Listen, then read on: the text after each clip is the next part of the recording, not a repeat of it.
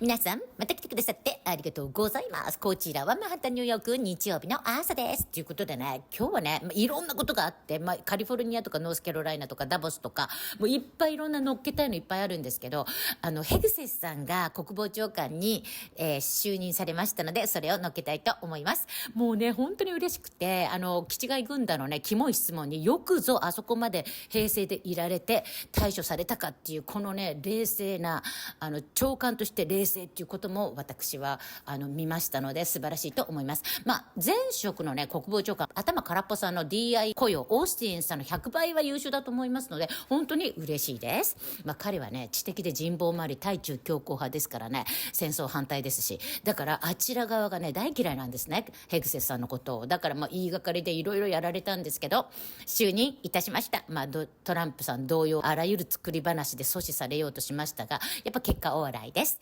このね共和党のヘグセス・バース・サントスさんっていう退役軍人ですよね、3人ともで、プラスハーバード、イェール、プリンストンっていうことで頭いいんですよ。だからいかに上層部のアホが戦略間違って自分たちの仲間が N 字にしたかっていうことをすごく怒ってらっしゃったんですね、サントスさんも。だからやっぱり今回ヘグセスさんになってそういう人がもういなくなって、この国が平和に向かって全世界が平和になって、そしてもう兵士も無駄死にすることがないっていう風になるのがすごく嬉しいなと思ってあげますということで見てください。どうぞ。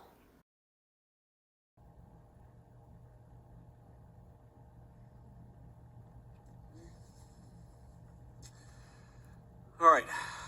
Are there any senators in the chamber who wish to vote or change a vote?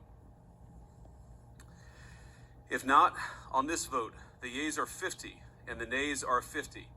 The Senate being equally divided, the Vice President votes in the affirmative, and the nomination is confirmed.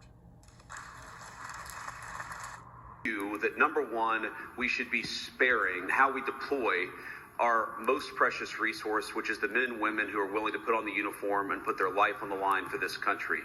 We shouldn't send them everywhere. But two, when we do send them anywhere, we ought to empower them with the tools necessary to fight and win quickly and come home afterwards. And that is what sets this administration apart, and that's what Pete Hegseth represents.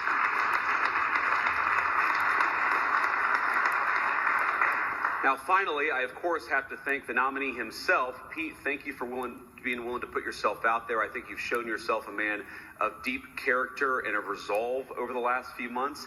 Jennifer, thank you for standing by, our new Secretary of Defense, and your beautiful family, from your kids to the extended family. You guys did a hell of a job. We're proud of you, and we're glad to have you in Washington as we work to make America great again. So with that, let me administer the oath of office. Kids, come on up.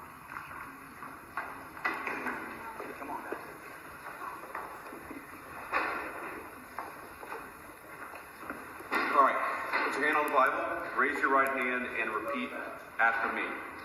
I, Pete Hegseth, do solemnly swear that I will support and defend the Constitution of the United States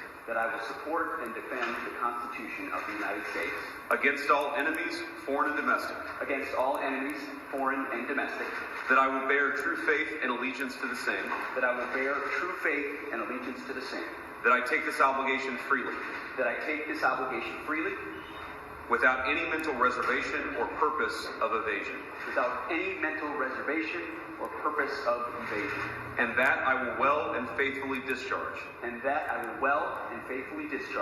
the duties of the office on which I am about to enter. So help you God? So help me God. Congratulations, Mr. Secretary.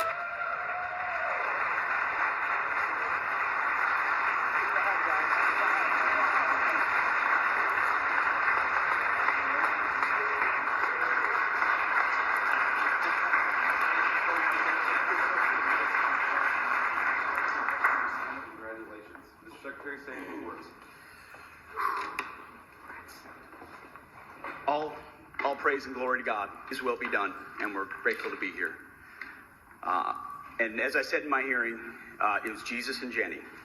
I would not be here without you, sweetheart. Thank you so much. I want to thank the President of the United States, our Commander-in-Chief, Donald Trump. We could not have a better Commander-in-Chief than him. It is the honor of a lifetime, sir, to serve under you. We look forward to having the backs of our troops and having your back in executing peace through strength, in putting America first, and in rebuilding our military. Mr. Vice President, thank you for breaking the tie. And, you know, some people were saying, well, 50-50, that's too tight.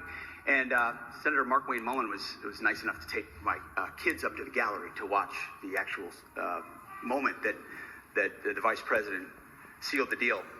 And they came running in. They said, Dad, instead of being sad about 50-50, 51-50, they said, Dad, you won in overtime. That's the perspective I like. So thank you throughout this process, Mr. Vice President, for being incredible. I look forward to working with all of you and other senators to ensure the Defense Department has what it needs, that our nation has what it needs, and that we're prepared to defend it in all moments. And there were so many folks on the inside and then allies on the outside who stood by us every single moment, and we are eternally grateful for that. And I want to thank the warfighters. I want to thank the men and women wearing the uniform. And I've said this before when I speak, and I mean it. Every time I stand at a podium and there's bright lights and cameras, the first thing that goes through my head are the guys that I served with on the battlefield. The men and the women who I lock shields with and put my life on the line with, who never get the spotlight, who never have the cameras, who people don't know what they did in dark and dangerous places. But I know. And at the Pentagon, we're going to remember and we're going to know. And we're going to think about those warriors with every single decision that we make. We will put America first. We will bring peace through strength. And the three principles I talked about are what we will bring to that Pentagon. Restore the warrior ethos in everything that we do. Rebuild our military and reestablish deterrence. We don't want to fight wars. We want to deter them, as you said. And we want to end them responsibly. But if we need to fight them, we're going to bring overwhelming and decisive force to close with and destroy the enemy and bring our boys home.